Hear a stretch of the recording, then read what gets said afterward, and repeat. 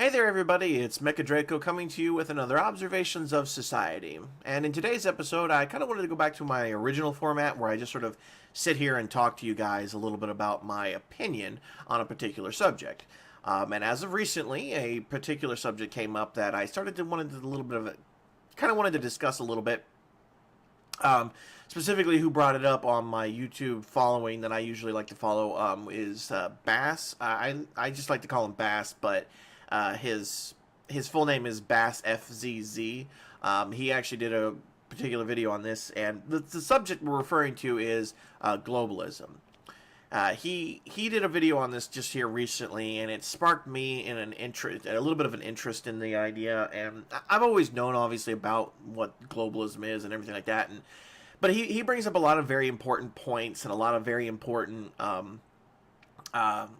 circumstances about like what globalism is and what's the problems with it and everything like that, and of course the advantages to it as well, because that's one of the reasons why I really like watching him. Is he's a very middle ground, rationally thinking kind of individual. Now, I wouldn't necessarily say he's middle ground or not, but he's very rationally thinking.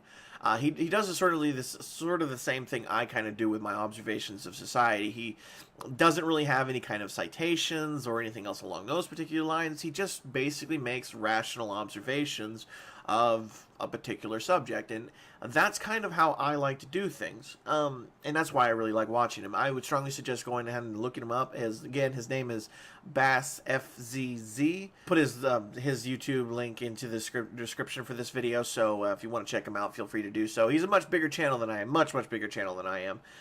But he's actually a fairly small channel. He's only got like maybe 50,000 followers, I think, something around though. Follow somewhere around that, so I don't know. But he's much bigger than I am, but he's much smaller than in comparison to a lot of the other YouTubers. So what I want to get into specifically, obviously, of course, is globalism, as I said. And how do I want to describe this? Well, let's go ahead and first talk about, I guess, what globalism is. I'm sure most of you probably already know what globalism is, but let's go ahead and just talk about it and give my opinion, at least, of what I believe globalism is. I believe globalism is and from what I know of from the definitions and everything like that, is globalism is basically a government, economy, and just everything else along those particular lines, a political movement to unite effectively the world. That is the basis I have when it comes to what globalism is. And inherently, I have to be honest with you, I don't inherently see a problem with the idea of globalism. I don't inherently see a problem with the specific idea of uniting the world under a single governmental body or under a single government or a single economy or anything else like that. Inherently, I don't see a problem with it, but there are issues obviously with it, and I will get into that in a moment. Let's go ahead and talk about what I like the most about globalism first. What I like about the idea of globalism is that there is, in fact, actually a concept, I guess you could say, of the idea that you're uniting the entire world under like a single banner. Having the entire world united, all working towards a single agenda of bettering humankind, everyone having the ability to freely move about the world without there being any restrictions. People being able to help and assist other people in other parts of the world without having to go through thousands of dollars and God only knows how much other crap is honestly a really great idea. It's a really good thing, and I can't deny that I don't think anybody can deny that that's a good thing, because that's part of the advantage of having globalism would be is that we'd essentially be one gigantic freely moving society. Now, this is something that Bass definitely describes much more effectively than I do, and I would strongly suggest going and checking out his video on this, because he knows economics and other things like that a little bit better than I do, obviously. So he's definitely describes this a little bit easier than I do, or a little bit better than I do. But the best way I can describe it, because it's the only way I can really understand it, and it's pretty much going to be the same way he described it, because it's honestly the best way I've heard it described, is that if an economy, like part of the reason why a lot of people are against globalism, for example, is because of the fact that when you have one country over here that is, you know, has jobs and everything like that, and then you have globalism, and then they take those jobs from this country, like let's say the U.S., and you give it to jobs over here, like let's say Afghanistan, just for the sake of saying Afghanistan. They have jobs now. They have a lot of jobs for a lot of people. They become industrialized and everything like that, but they're being paid like way less than we are. Like, because their cost of living is still going to be low, especially like the idea is like it's going to be super low in the cost of living, but the business over here, there's no jobs. Everybody in the U.S. there's no jobs, so the economy just crashes because there's nobody spending money, because nobody has a job, and so on and so forth. Now, my argument against that, because I will say that there's a slight argument, is that it really doesn't matter when we start globalism, because inherently, if you really think about it, globalism is the end government that we are all sort of looking for. You know what I mean? In the long run, we're all striving, or at least that's what I would think, that the whole human race is striving for us to all be united at some point.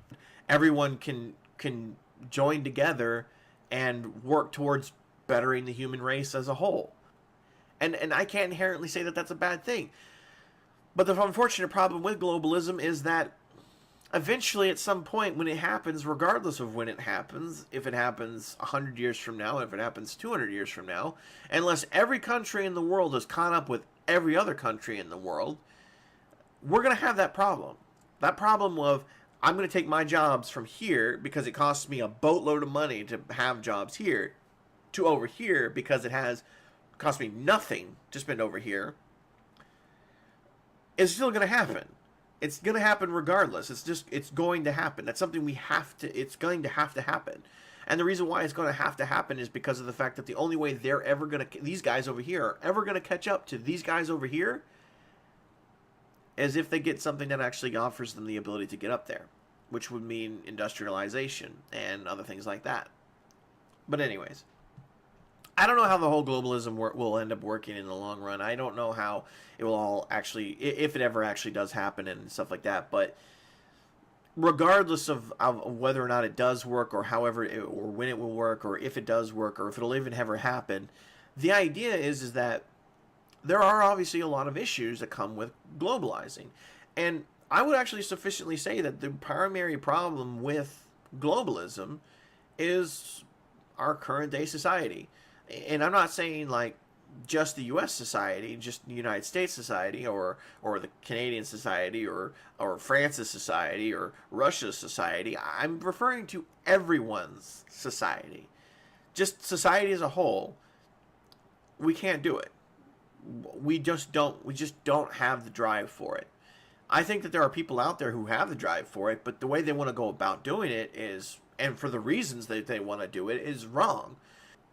They strive to reach a point where they can actually say that we are globalized. They're trying to unite cultures together. But the problem is that, for example, these two cultures, these two societies that are trying to be united together don't mesh with each other. They don't. They simply don't.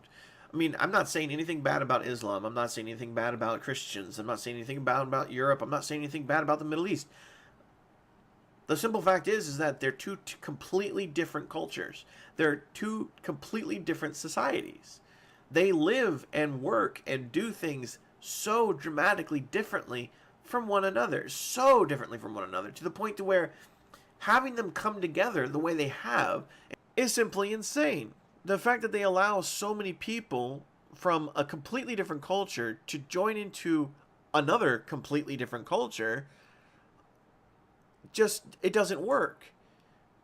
Two different cultures clash with each other for very particular reasons. Part of the reason why the cultures clash with each other so hard is because part of the reason why these cultures exist apart from one another is to spite the other. The reason why the European cultures exist the way they do is because of how they've developed. Part of the reason why Middle Eastern countries, societies exist and cultures exist the way they do is because of the way they developed. And then we've developed in different ways to the point to where our cultures clash. And you can't say that there isn't a correlation between the number of terrorist attacks or the number of crimes that occur from Middle Eastern individuals has no correlation to the fact that we have people coming in from the Middle East into Europe. You can't say there isn't some kind of correlation between that. How could you... I just don't understand how someone can actually justifiably say that there's no correlation to that. But I digress. Globalism has its advantages, has its goods, and I think that inherently globalism is a goal that we should all be striving for. We should all be trying to try to get to. We should all human race should rationally be trying and logically be trying to get to this point in time, get to this point. Because isn't that what we're trying to do? Isn't that what the human race should be trying to do, to try to better the rest of the human race? Isn't that what we're trying to do, to make it so that the rest of the world doesn't have to live in the, like, effectively, the better way to describe it for most people would be is we strive to make the world a better place for our children.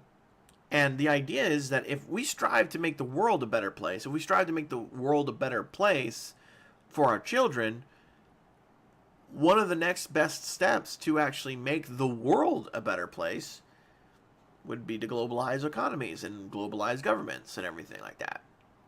As of our moments right now, we don't have the ability to globalize because we simply culture, society, and economies don't mesh. They just simply don't mesh at all. If we were to globalize everything right now, the world would fall into complete chaos, and it would fall apart in a heartbeat, because it just simply doesn't work. It would not work in this way. But at the same time, it's not something that we shouldn't be striving for. Just because, as of right now, our economy and our societies don't mesh together doesn't, to make it so it's pretty much impossible for us to actually perform a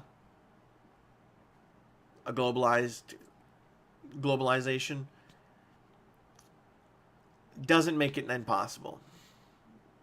Doesn't make it so that we could never do it. Doesn't mean that we should never strive to do it either. So, take that as you will. I'm going to go ahead and end the video here before I go on another rant. I certainly hope you guys enjoyed the video. If you guys did, you guys know the drill by now. If you liked it, hit that like button. If you loved it, hit that subscribe button. And of course, as always, guys, good luck out there. And don't forget to have fun.